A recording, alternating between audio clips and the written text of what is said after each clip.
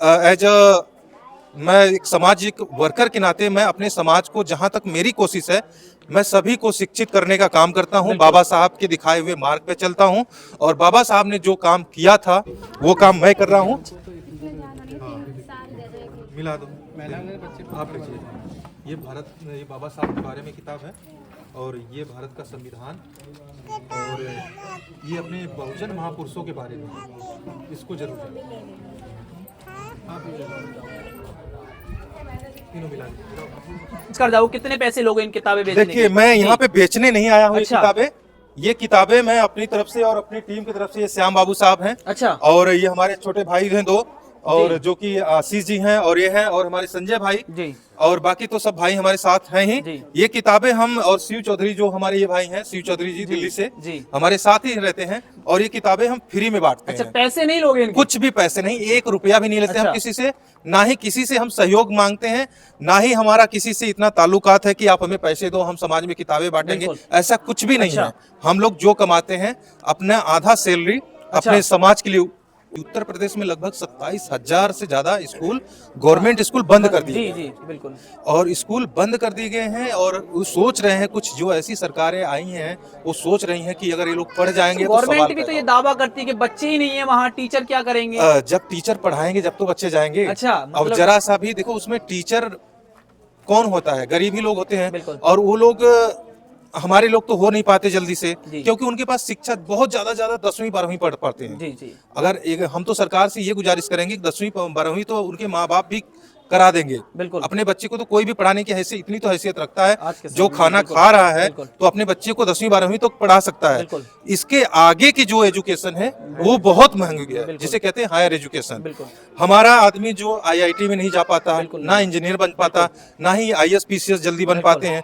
बहुत ज्यादा पढ़ा लिखा उनका परिवार है, शिक्षित लोग हैं, वही आगे बढ़ पा रहे हैं। बाकी मैं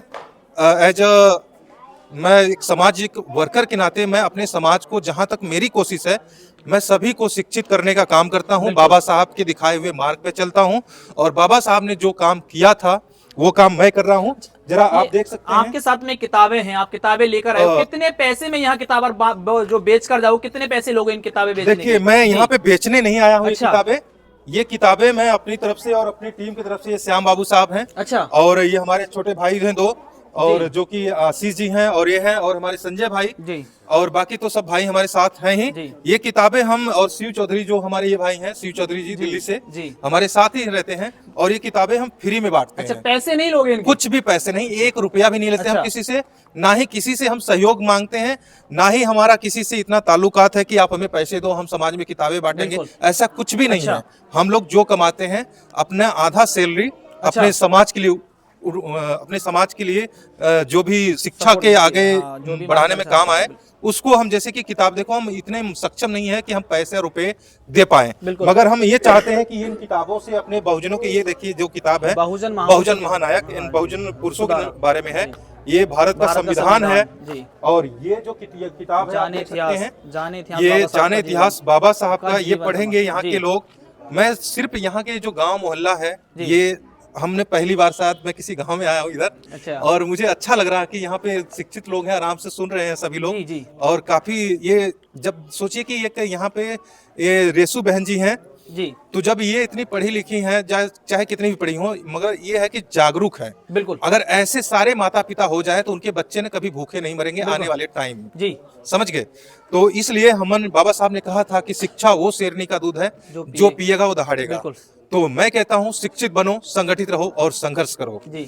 बाकी जय भीम, नमो बुद्धाय। हमारे समाज में शिक्षित तो काफी हुए हैं लोग, देखो संगठित नहीं बन पा रहे हैं। इसका कहीं ना कहीं कारण है कि देखो हमारे समाज में ज्यादातर ये बुराइयां होती है ना, एक आदमी अगर आगे बढ़ जाता है ना, दूसरा आदमी उसको आगे बढ़ाने का काम ही नहीं करता। आप यही देख लो, कहीं अदर, मतलब अपर कास्ट में कास्टिज्म है हमारे पास, तो जो ज्यादा अपर कास्ट हैं वो अपने समाज के लोगों को, अपने घर रिश्तेदारों को, सभी को नौकरी में लगा लेते हैं। मगर हमारे समाज का आदमी एक नौकरी भी पा जाएगा तो दूसरे को पूछेगा ही नहीं, वो गाँव से अलग जाके घर बसाता है। अच्छा, आज डुग्गू के यहाँ आप आए हुए हो, डुग्गू से आपका कहाँ से संबंध हुआ, कहाँ से आपने डुग्गू को देखा जो कि आपको चलकर यहाँ आना पड़ा? डुग्गू को हमें मिले जब बाबा साहब ने 25 दिसंबर को जब मनुस्मृति जलाई थी, जी, मनुस्मृति दे तब एक बहुत बौद्ध महोत्सव मनाया जाता है मेला के रूप में गौतम बुद्ध नगर में। वहां पे डुग्गू की माता जी गई थी और डुग्गू के पिताजी जी। और बाकी सारे लोग, मैं वहां पे एज चीफ गेस्ट इनवाइटेड था, तो मैं वहां पे गया था, तो मैं डुग्गू से मुलाकात हुई। मैं देख को मेरे को ना डुग्गू को मैंने जैसे देखा मेरे को रोना आ गया, कसम से कह रहा हूँ। रोना इसलिए आ गया कि इतना अच्छा दिमाग बच्चे का और शरीर भगवान ने ऐसे दे दी, प्रकृति ने उसे भेजा, मगर आधा अधूरा। अगर ये सोच लीजिए कि अगर पूरा होता तो शायद बच्चा और भी आगे जा सकता था। और उसको देख के मैंने बोला कि इसका इलाज का जो जिम्मेदारी है वो मैं लेता हूं, मैं इलाज करवाऊंगा एम्स से, दिल्ली से। और एम्स जैसा, दिल्ली जैसा अभी तक कोई हॉस्पिटल नहीं है दुनिया में। आपने इलाज की बात रखी, हाँ। कितने पैसों की मांग की आपने? हमने कोई भी पैसा नहीं लिया है डुग्गू से, ना ही हम पैसा मांगते हैं। अपने समाज में हर कोई, चाहे कोई भी मजलूम बच्चा हो या बूढ़ा हो या बुजुर्ग हो, जो नीडी पर्सन है, बिल्कुल। उसकी हेल्प में निस्वार्थ करता हूँ। बहुत बहुत अच्छा। कोई भी स्वार्थ नहीं मेरा। अभी आप सभी से पूछ सकते हैं, डुग्गू के माँ बाप से पूछ सकते हैं कि हमने इनसे कुछ मांग करी है या नहीं। ऐसा कुछ नहीं है। मैं सभी को ये मैसेज देना चाहूँ, जो अपने समाज में आगे बढ़ गए हैं तो अपने समाज की मदद जरूर करें, प्लीज। बिल्कुल बिल्कुल जी। जय। रोल भी करता हूँ, और मुझे बाबा साहब का रोल तो ऐसे ही एक स्टेडियम में गया था घूमने, तो वहाँ पे एक डायरेक्टर थे किसी फिल्म के, तो वो हमें देखे, तो ऐसे ही गया था इसी ड्रेस में। तो अभी तक तो हमें दूसरा ड्रेस मिला है वहाँ के लिए, बाबा साहब का सेम गेटअप अपनाने के लिए। बाकी सारा काम तो वही लोग करते हैं। बस जब से बाबा साहब का रोल मिला तब से मैं इतना पढ़ने लगा हूँ कि मुझे रात को नींद भी नहीं आती, सिर्फ अपने समाज के लिए। और बाबा साहब ने कहा था, अगर मैं सो गया तो मेरा समाज शायद सो जाएगा, आगे नहीं बढ़ पाएगा। ये किताबें आप देख सकते हो कि ये किताब अगर छपवाते हैं तो कम से कम 250-300 रुपये लगते हैं। इन किताबों को हम लोग फ्री में बांटते हैं ताकि हमारा समाज पढ़ लिख कर आगे जाए। और ऐसा नहीं कि हमें किसी का सपोर्ट हो इस किताबों में, किसी का भी सपोर्ट नहीं होता। हम लोग खुद काम करते हैं अपना, और जो भी संघर्ष करते हैं हम, देखो हमारी अपनी सैलरी से ना कुछ तो कुछ आधी सैलरी तो हम अपनी जनता पे, अपनी समाज पे लुटा देते हैं। बाकी हमारे घर बहन जी गई हैं, इनके पति देव भी गए थे। आप पूछ सकते हैं कि किस चीज़ की कमी नहीं है, सिर्फ बाबा साहब की वजह से। क्यों, कोई कमी थी? बाकी आप में मिला दो, आप लीजिए। ये भारत, ये बाबा साहब के बारे में किताब है, और ये भारत का संविधान, और ये अपने बहुजन महापुरुषों के बारे में। इसको जरूर तीनों मिला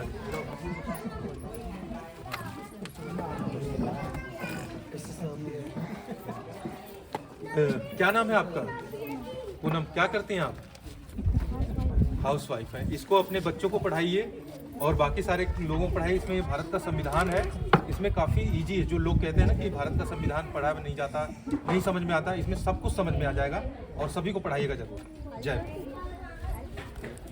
क्या नाम है बहन जी? सारी दादी देखो प्यार करके जावे। हाँ, ये पढ़ाइएगा जरूर बच्चों को, ठीक है? और पढ़िएगा आराम से, और सभी को सिखाइएगा। जय। आज डबल करके जावे। जय जय माता। ये भारत का संविधान, ये बाबा साहब के बारे में है, ये पूरे बहुजन महापुरुषों के बारे में है, और ये बुद्ध वंदना है। सभी को जरूर घर में पढ़ाइएगा। आइए नेक्स्ट। जय भीम। ये बहुजनों के बारे में है, सभी महानायक हैं इसमें, सभी के बारे में पढ़ाना है अपने घर में सभी को। और ये बाबा साहब का लिखा हुआ संविधान, और ये बाबा साहब के बारे में, ये बुद्ध वंदना जिसको घर में पढ़ानी हो, इसको पढ़ के पाखंडवाद से मुक्त हो जाए।